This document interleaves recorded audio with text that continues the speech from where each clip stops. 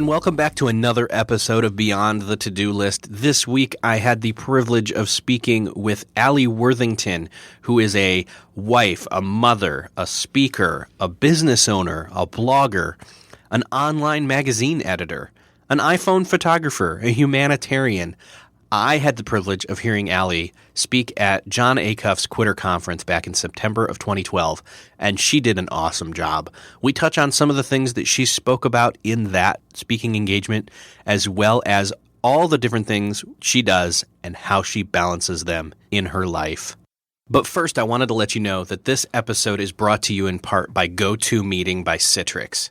Meetings are essential for any business, but this time of year, between holidays and sick days and vacation time and even the bad weather, getting everybody together for a meeting can sometimes be a pretty hard thing to do.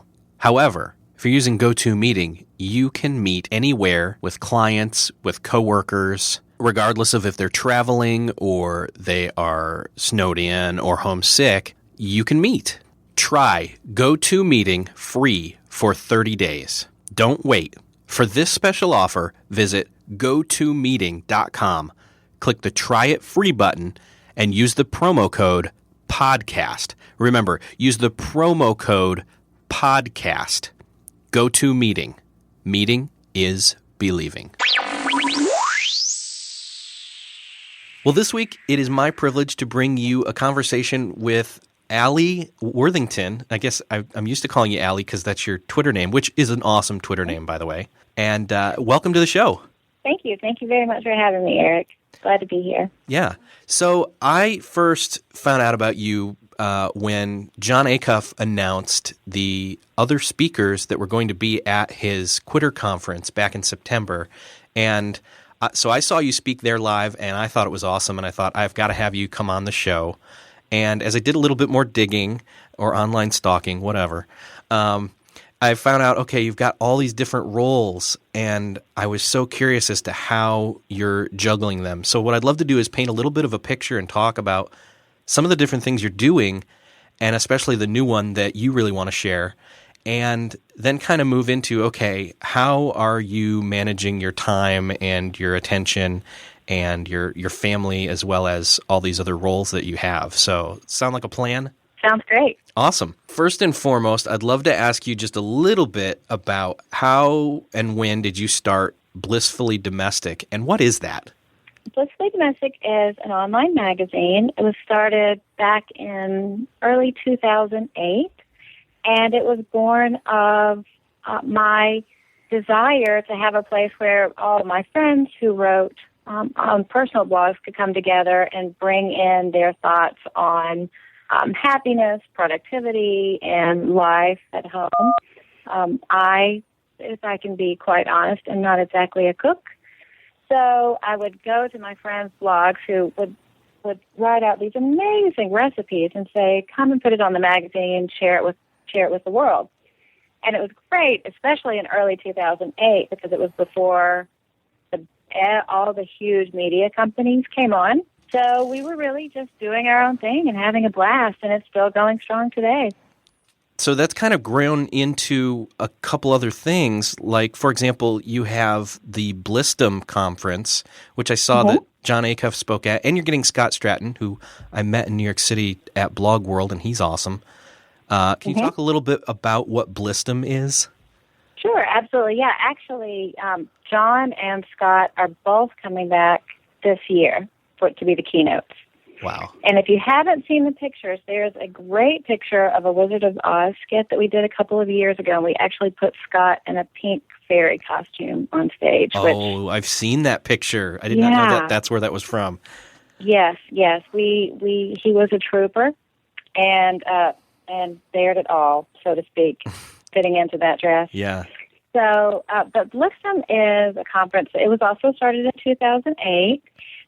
That started out as a blogging conference, but has morphed into more of an entrepreneurial conference. We have four main focuses: photography and video, writing, business, and life development.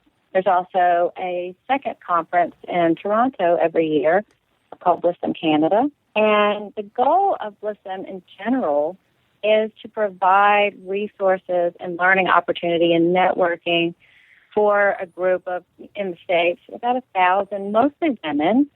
We definitely cater to the women contingent online, but we do have a few brave men who come every year.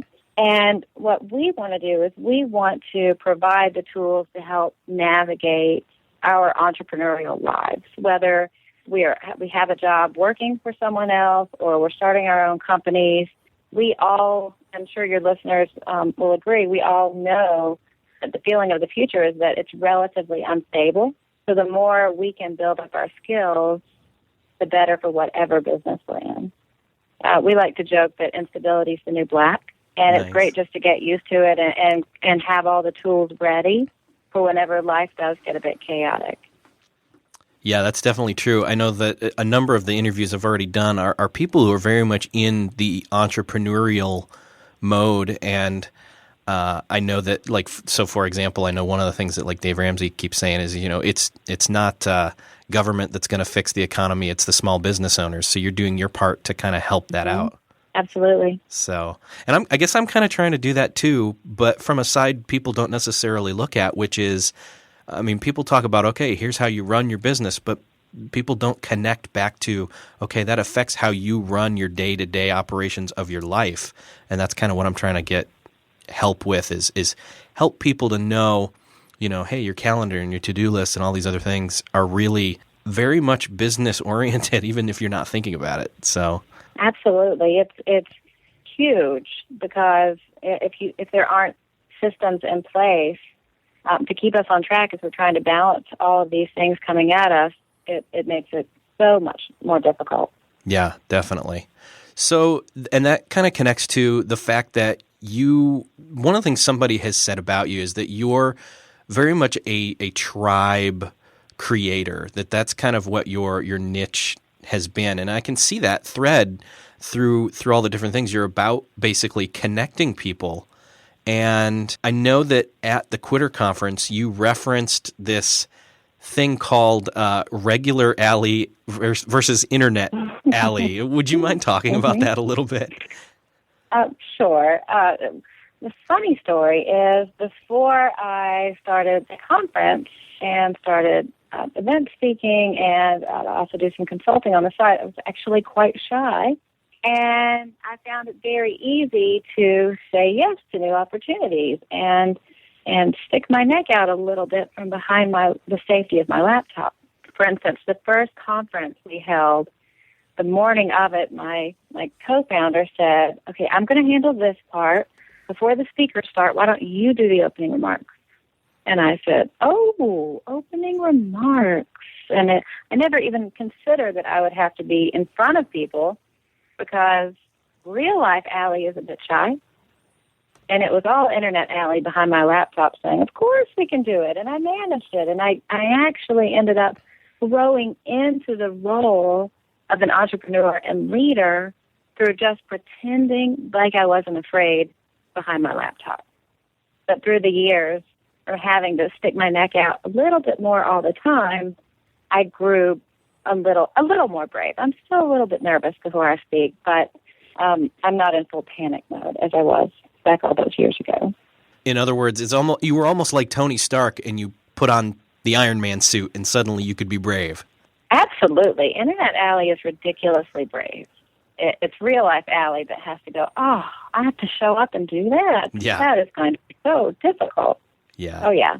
Obviously, it's not a case of split personality. It's more along the lines of, I don't know, the internet allows you to have that ability to just, it's just some text on a page. I can say yes to this. Absolutely. And also, from failing so often on the internet, I became comfortable with failure and realized if I have an idea that doesn't work out, or a new business that doesn't work out, or any of these things, it's so easy to close the laptop and kind of go lick my wounds in the corner a little bit, and then open the laptop again and go right back to it, because you're almost a step away when you're practicing online. I say it's dipping your toes in the water. When you do something that doesn't work out online, you get a little more used to saying, okay, that didn't work, but I'm going to try something new. Whereas in our real lives, maybe we have experienced some sort of failure or rejection, and because of the interpersonal relationships that are all around us all the time, it caused us to do whatever we could to not have to have that feeling again. Right. Yeah. Whereas I've had a bunch of things on the internet that have worked, but for every project I've started, I may have started 1 to 2 others that have been horrible failures or bad ideas, but I've learned from it and been so transparent about it. And then what always happens is through a person that I worked on that project with or a part of the idea for the project, that will morph itself in the future to a project that needs to happen but just wasn't ready before. So it's almost like the failures are priming the pump, so to speak, for your future successes. Absolutely. Wonderful point. Thank you. I just came up with that. I'm going to have to use that. I have to write that down. Excellent. Feel free to take that one. Yeah, so you're saying, that by getting your failures out of the way and failing a lot, especially on the internet, because it allows you to do that, it's as if you're brainstorming in a way, and you're like, all right, let me write down all the ideas, and then by writing them all down, by doing them all and attempting them all and failing some of them but not all of them, you figure out which ones are the right ones. Absolutely. Yeah. Okay, that's really good. I mean, I'm one of those people who has a trouble, jumping in on stuff, trying things, and I think everybody out there could benefit from a little bit more failure in their lives. Not major failures, like bankruptcy or anything like that, but just like try something, see if it works, and just it shakes loose the creativity, I guess, right? It does, and then it also toughens you up a bit for the difficulties that you're going to face in the future, because M. Scott Peck started the great book, The Road Less Traveled, with life is hard. It's going to be difficult, and as soon as we are not surprised by our difficulties, the sooner we can better cope with life. All of it's hard, and when we stop being surprised that it's hard and we've developed systems to help us get through our difficulties, that's when things can really pick up and we can find our flow, so to speak. Yeah. So then has Internet Alli kind of been the instigator for you for I know you've got this thing called a life list and you've been checking things off. Yes. And it's definitely Internet Alli. I was prompted to start the life list by a friend on Twitter. She's Maggie. She did this famous life list years ago, and she tells all of her friends, "Dude, make a life list. You will expand your horizon." So on a whim, I did, and I've been checking items off. People know exactly where I am, what I want to do, what my goals are. Sometimes I'll change my goals midstream and mark through it, or say, "Oh, I'm not sure if I want to have this goal anymore." So it's constantly updating because I'm constantly changing what my interests are and what my goals are. This summer I was in New York and I had a chance to go and do a morning workout with the Rockettes. Well, Dancing with the Rockettes is on my life list. It was a 6 a.m. class and I did not feel like going. My co-founder of Liston happened to be with me and she looked at me and said, "It is on your life list. You better go." And that was that moment I realized, okay, the life list, it's going to force me to just have more adventures and have more fun. So I went. It was fabulous. And, I got to check it right off my life list.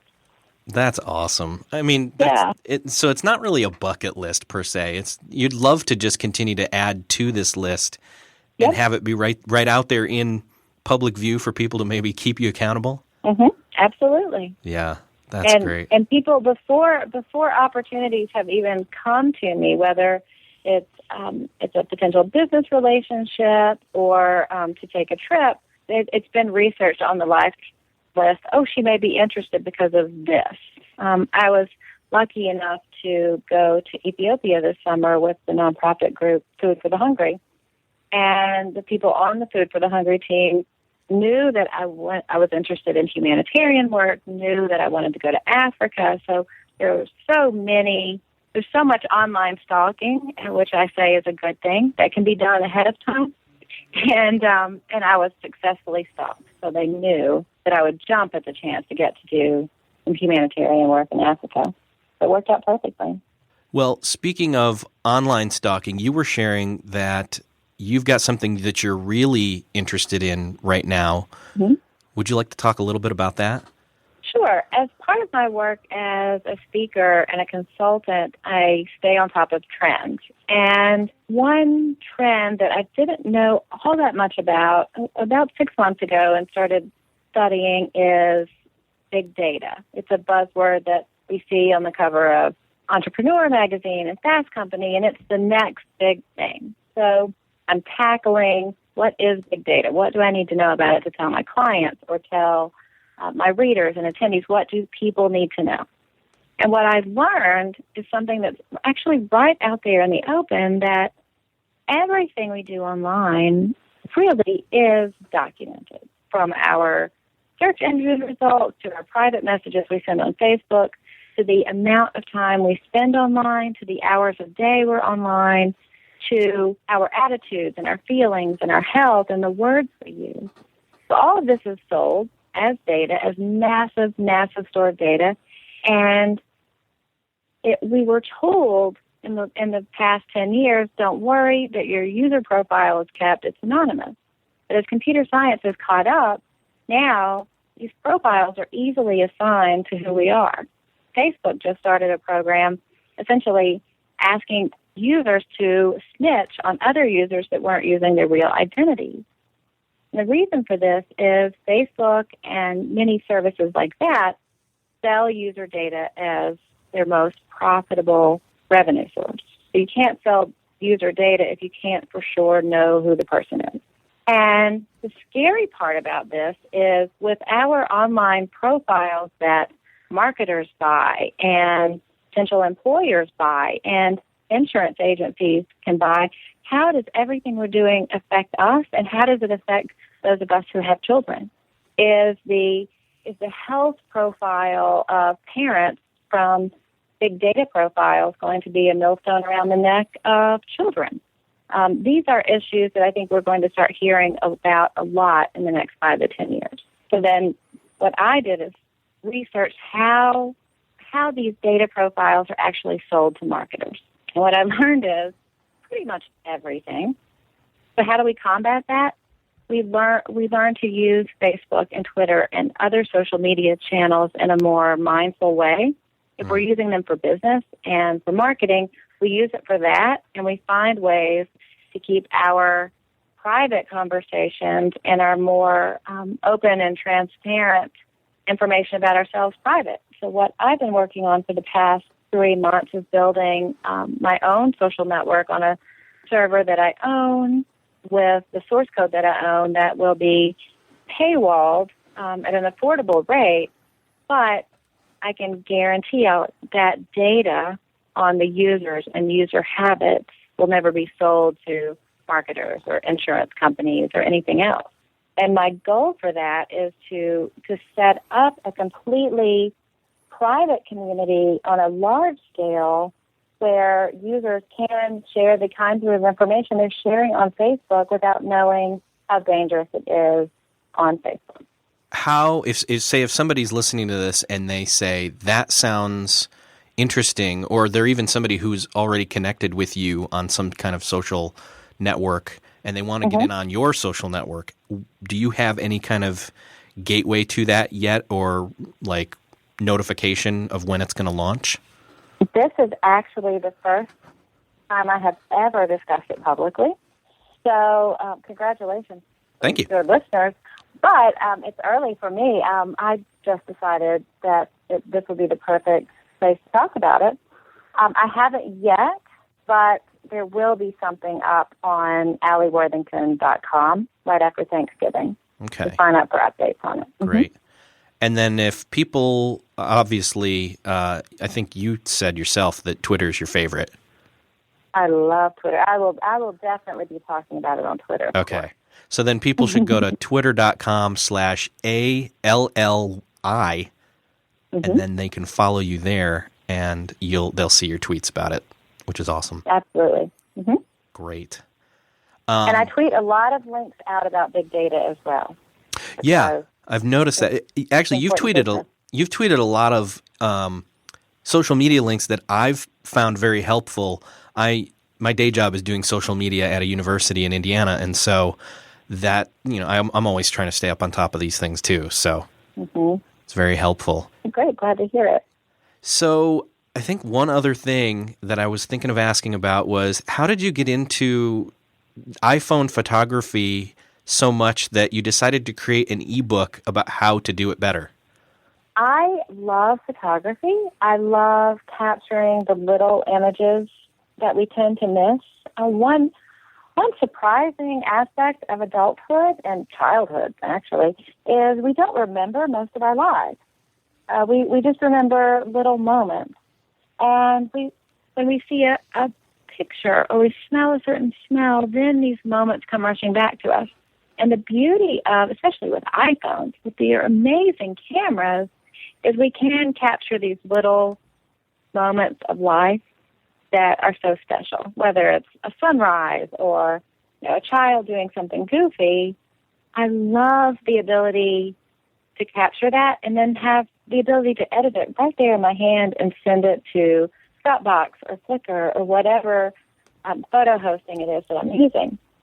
And then as I became more and more really obsessed with taking mobile photos, I realized there's so many different ways that we could use mobile photography to help our lives, whether it's taking a picture of where we're storing something in the house, or taking a picture of a plane ticket so I don't have to keep pulling it out of my bag all the time to see when my flight leaves, or taking pictures and then writing text on it and emailing it to a friend to help people have visual cues. There's so many great resources that we can use mobile photography for. I decided that I definitely wanted to write an ebook and give everyone these resources. I wrote an ebook about Twitter in early 2009 with the plans of updating it every 6 months, and then instantly became bored with updating it, and so I never updated it, but it was wonderful at the time. And my plans now are to keep updating the iPhone photography ebook, but knowing myself like I do, I might not.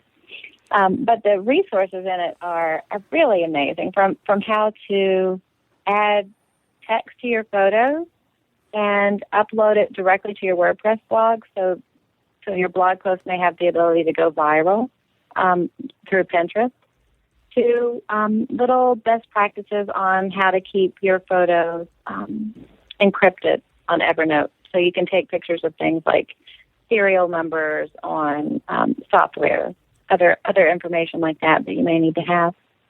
I got the let's see, the title is officially, it's iPhone Photography, the Visual Guide, for people that are interested. And I'll put a link to it in the show notes so people can get it. Great, thank you. But one of the other things you're doing with photos, which also seems to tie in again to tribes, is, all right, you're going to have to pronounce it for me. What is Picha? Oh, Picha. Picha? Yes. Picha. Yes, Picha. So, it is Swahili for picture. Oh, cool. And the idea behind it's a tech startup that I'm doing with some partners, and it combines the marketplace for stock photography with the social good element. So users can, whether it's on their mobile phones or through the website, and you can sign up for it at pitcha.co.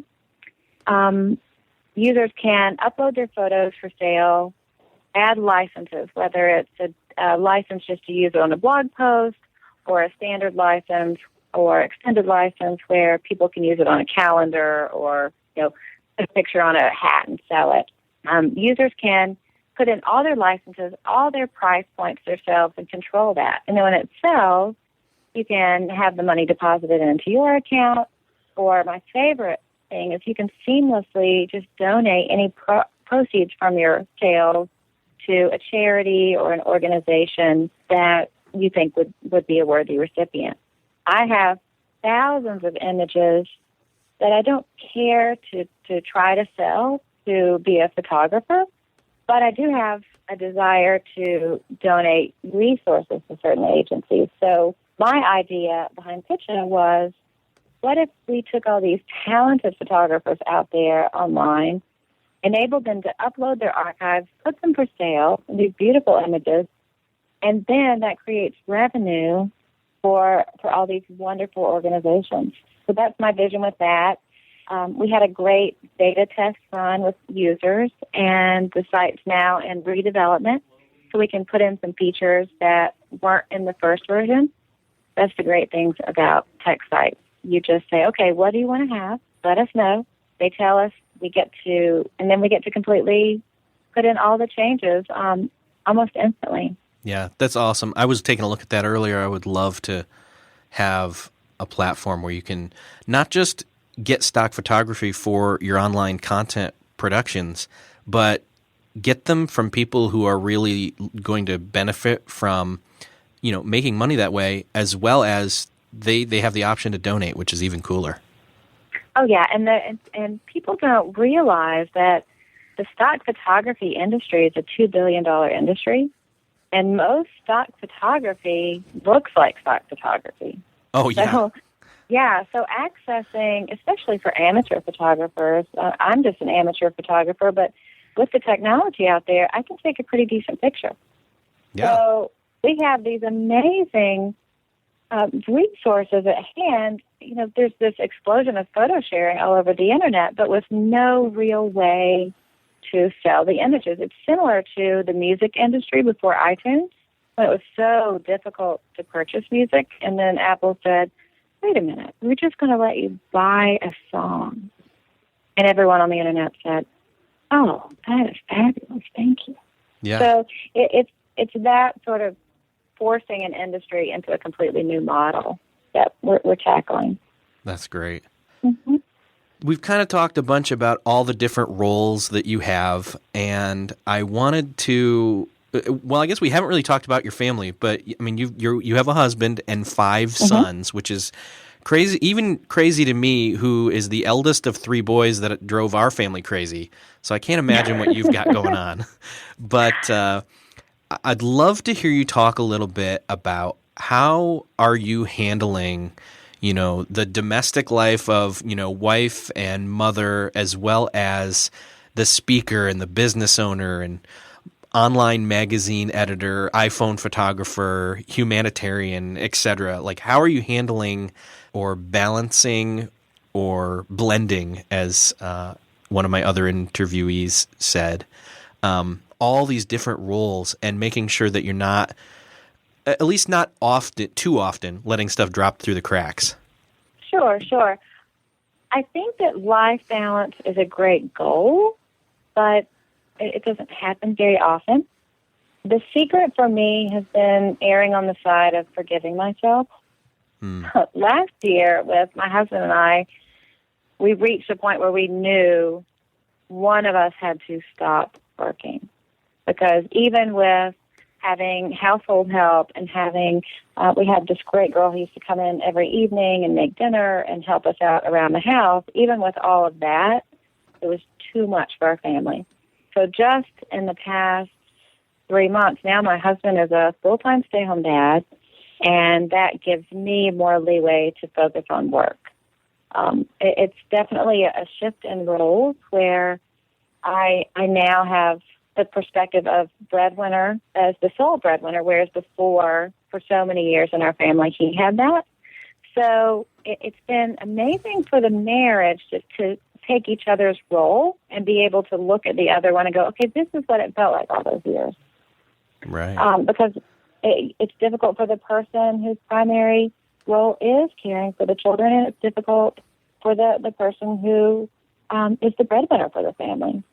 It is it's very hard. I think so often people are interviewed about how they do it all, and it makes it sound easy, but it's difficult.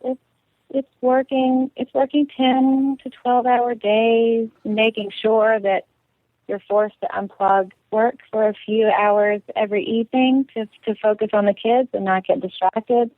My rule is from Sunday morning at sunup till sundown. I don't work. We go to church. We do family activities, but there's no work because I have that tendency to be a workaholic.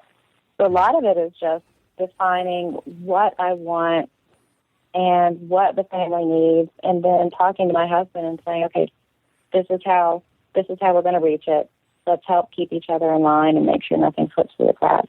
But it's definitely tough, but it's worth it. I mean, I'm an entrepreneur because I wake up every morning and it's what I have to do. I want to go tell everybody I can that the internet is this door of opportunity, that it is the last bastion of a free marketplace for everyone to try. And anything that we want to do and we want to learn is accessible at our fingertips. I started blogging on a whim. And I remember I had $27 and I bought TypePad for Dummies, and that's how it all started. Everything else I just Googled. And if for the rest of my career I'm known as the woman that's yelling at people saying just Google it and go for it, then that would make me happy. Because too often, especially women, are taught that we need to ask permission before we can try something.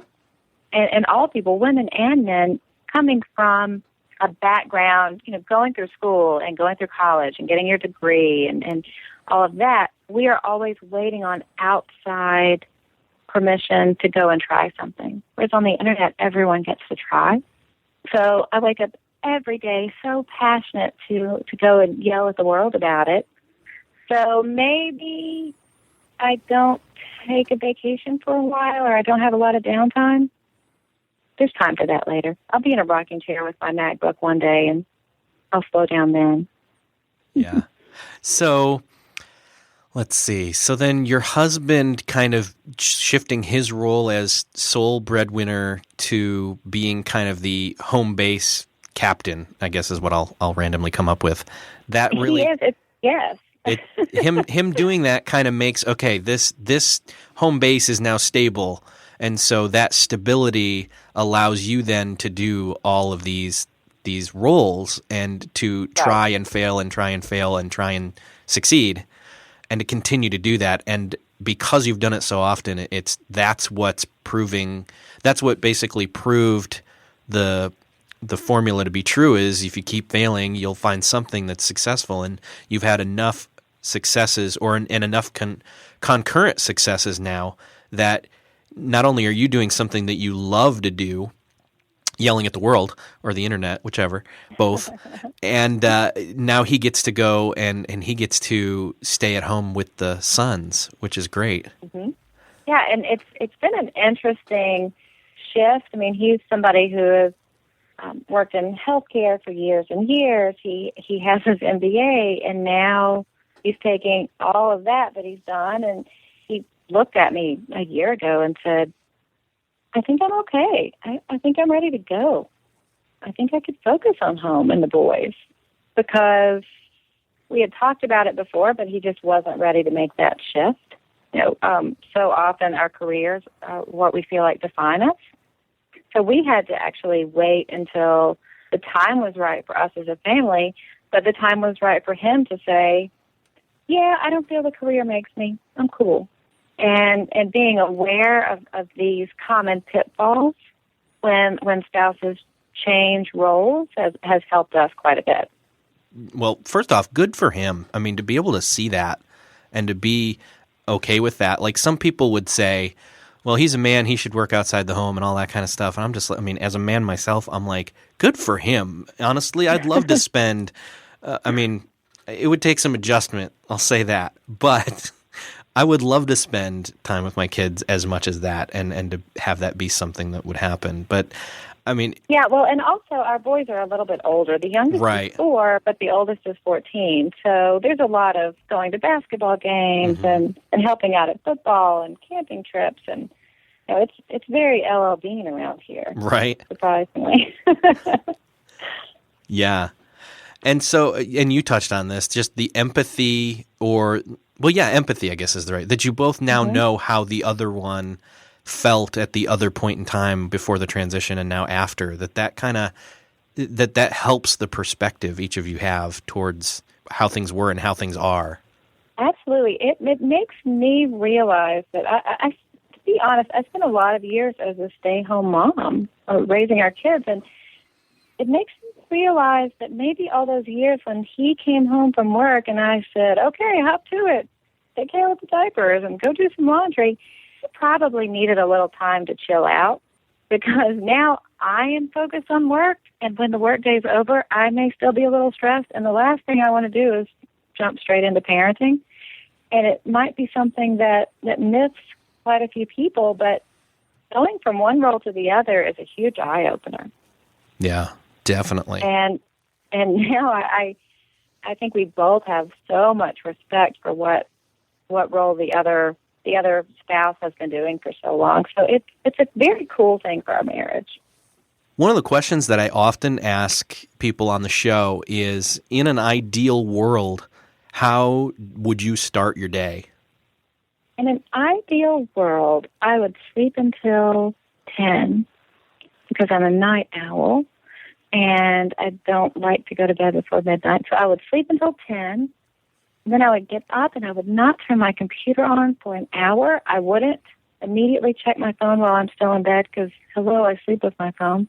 And I would remember to actually pray and be mindful before I jump into my workday.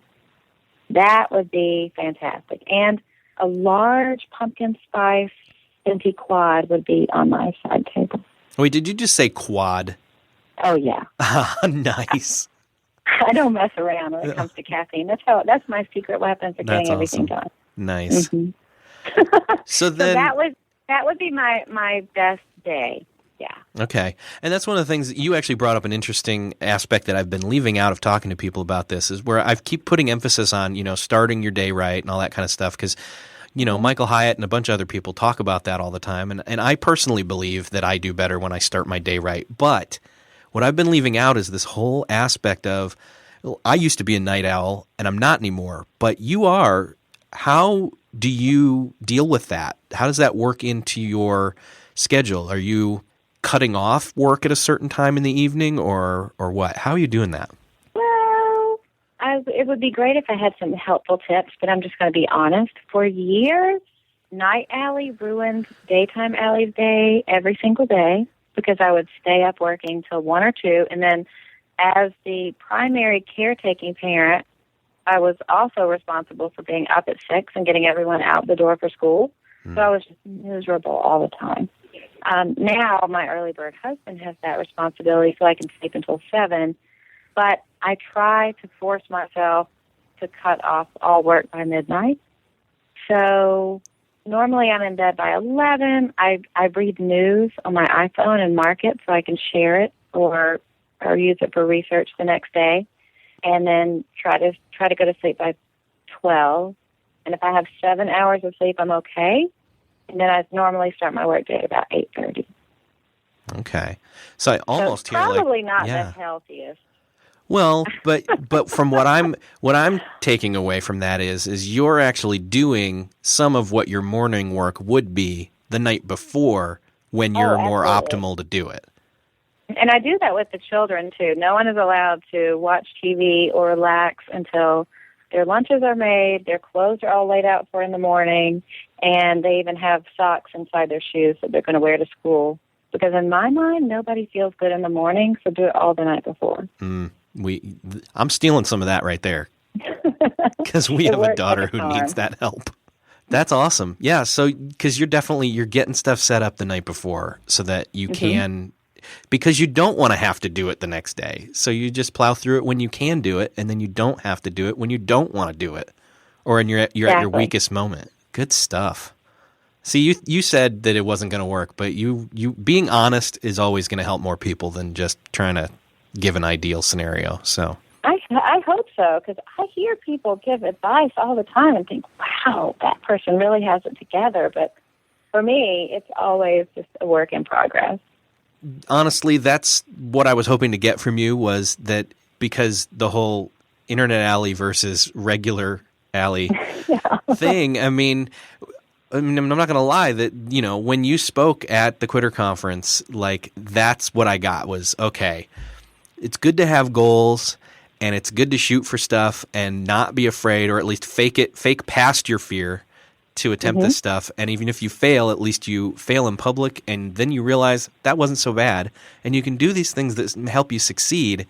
And so a lot of what I want to talk to people about is just, all right, look, it's not perfect. It's not going to be perfect, but you obviously have made stuff work to a certain extent. So at least help somebody else out know how to do that, even when you're failing. So.